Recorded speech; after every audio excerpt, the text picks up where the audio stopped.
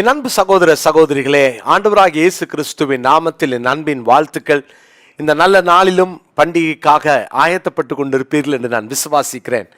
எத்தனை பெரிய கொண்டாட்டத்திலே இருந்தாலும், அந்த கொண்டாட்ட சிந்தனையிலே நாம் இருந்தாலும், ஆண்டவராகிய இயேசு கிறிஸ்துவை நம்முடைய மையமாய் வைத்து அவருடைய நாமத்தை மகிமைப்படுத்தி நாம் இந்த பண்டிகை நாட்களை அனுசரிப்போம். ஆண்டவர் ஒரு நாளும் துக்கப்பட்டு விடவே கூடாது. நம்முடைய கொண்டாட்டத்திலே அவருடைய நாம மாத்திரம் மகிமைப்படுவதாக. இந்த நாளிலும் இந்த இன்றைய முத்து எனும் இந்த சிறிய தியானத்திலே மத்தேயு சுவிசேஷம் 2ஆம் அதிகாரம் 2ஆம் வசனத்தை நான் வாசிக்கிறேன். மத்தேயு 2ஆம் அதிகாரம் 2ஆம் வசனம். யூதருக்கு ராஜாவாக பிறந்திருக்கிறவர் எங்கே? கிழக்கிலே அவருடைய நட்சத்திரத்தை கண்டு அவரை பணிந்து கொள்ள வந்தோம் என்றார்கள். ஆண்டவராகிய இயேசு கிறிஸ்து பிறந்த பொழுது அந்த நட்சத்திரத்தை பார்த்த அந்த வான சாஸ்திரிகள் அவர்கள் ஏரோதினிடத்திலே வந்து சொல்லுகிறார்கள், கிழக்கிலே அவருடைய நட்சத்திரத்தை கண்டோம் என்றார்கள். பிரியமானவர்களே, எத்தனையோ நட்சத்திரங்கள் அங்கே வானத்திலே ஜொலித்திருக்கலாம். நட்சத்திரங்களினுடைய அந்த எண்ணிக்கையை ஒரு நாளும் எந்த மனிதனும் கணக்கிடவே முடியாது. அதை எண்ணிடலான்னு சொல்லி எத்தனையோ பேர் அங்கே முயற்சி எடுத்தார்கள். இவ்வளவுதான் நட்சத்திரத்தின் எண்ணிக்கை என்றெல்லாம் சொல்லி இருக்கிறார்கள். ஆனால் வேதத்திலே ஆண்டவர் ஆபிரகாமை அழைத்து நட்சத்திரங்களை போல என்று சொல்லி எண்ணிக்கைக்கு அடங்காத அந்த காரியங்களை, அதை எண்ண முடியாது என்பதை ஆண்டவர் ஆபிரகாமுக்கு வாக்குரைத்தார். பல வேத வசனங்கள் நட்சத்திரங்களை எண்ண முடியாது என்பதற்கு நாம் வேதத்திலே ஆதாரங்களை பார்க்கலாம். அவ்வளவு நட்சத்திரங்கள் மத்தியிலே ஒரே ஒரு நட்சத்திரத்தை இந்த வான சாஸ்திரிகள் அடையாளம் காண்கிறார்கள். அந்த நட்சத்திரத்தை குறித்து ஏரோதினிடத்திலே சொல்லுகிறார்கள், கிழக்கிலே அவருடைய நட்சத்திரத்தை கண்டோம் என்று சொன்னார்கள்.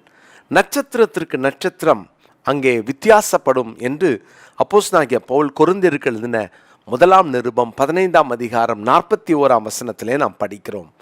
ஒவ்வொரு நட்சத்திரமும் இன்னொரு நட்சத்திரத்திற்கு வித்தியாசமாக இருக்கும். நட்சத்திரங்களை எல்லாம் எண்ணி இருக்கிறவர் கர்த்தர் ஒருவர் தான். நட்சத்திரங்களை பெயரிட்டு அழைக்கிறவர் என்பதையும் வேதத்தில் நம்ம வாசிக்கிறோம்.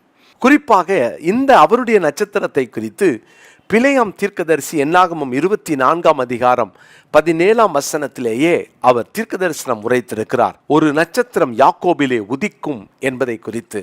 அருமையான தேவனுடைய பிள்ளைகளே, இந்த நல்ல நாளிலும் கூட அந்த நட்சத்திரத்தை குறித்து ஒரு சில காரியத்தை எங்களோடு நான் பகிர்ந்து கொள்ள விரும்புகிறேன்.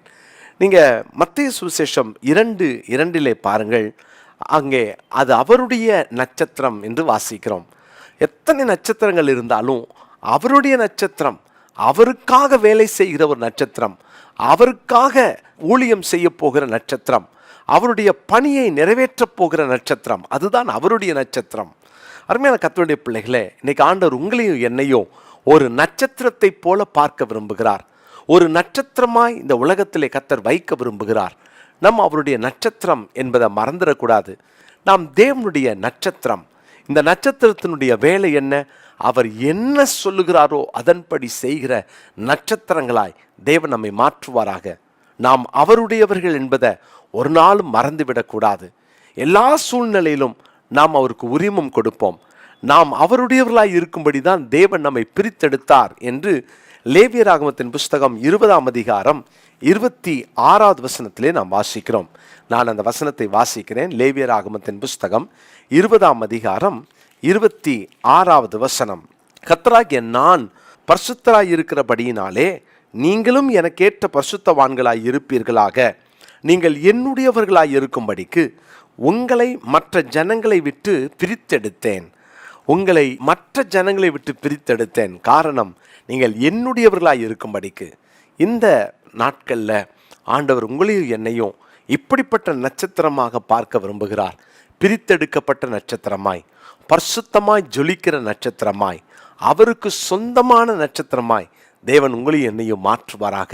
இந்த பண்டிகை நாட்களில் எப்போதும் ஒன்றை மனதிலே வைத்து கொள்ளுங்கள், நான் அவருடையவன், நான் அவருடையவள், நாம் அவருக்கு சொந்தமானவர்கள். கோடிக்கணக்கான ஜனங்கள் வாழ்கிற இந்த தேசத்தில் கர்த்தர் உங்களையும் என்னையும் அவருக்கு சொந்தமாக அவர் பிரித்தெடுத்திருக்கிறார். நம்மை அவருக்காக மகிமையான பாத்திரங்களாய் பயன்படுத்துவாராக. ஜெபிக்கலாமா? நல்ல தகப்பனே, நாங்கள் உம்முடைய நட்சத்திரங்களாக உமக்கு பணி செய்கிறவர்களாக, நீர் திட்டம் பண்ணினதை நிறைவேற்றுகிறவர்களாக எங்களை மாற்றும். எங்களை ஒப்பு கொடுக்கிறோம். நாங்கள் உமக்கு உகந்த நட்சத்திரங்களாக எழுந்து எரிந்து பிரகாசிக்க அர்ப்பணிக்கிறோம். இயேசுவின் மூலமாக ஜெபிக்கிறோம் நல்ல பிதாவே, ஆமேன். இந்த நாளுக்குரிய மனப்பாட வசனத்தை குறித்து கொள்ளுங்கள். லேவியராகமத்தின் புஸ்தகம் 20 அதிகாரம் 26 வசனம். லேவியராகமம் 20:26.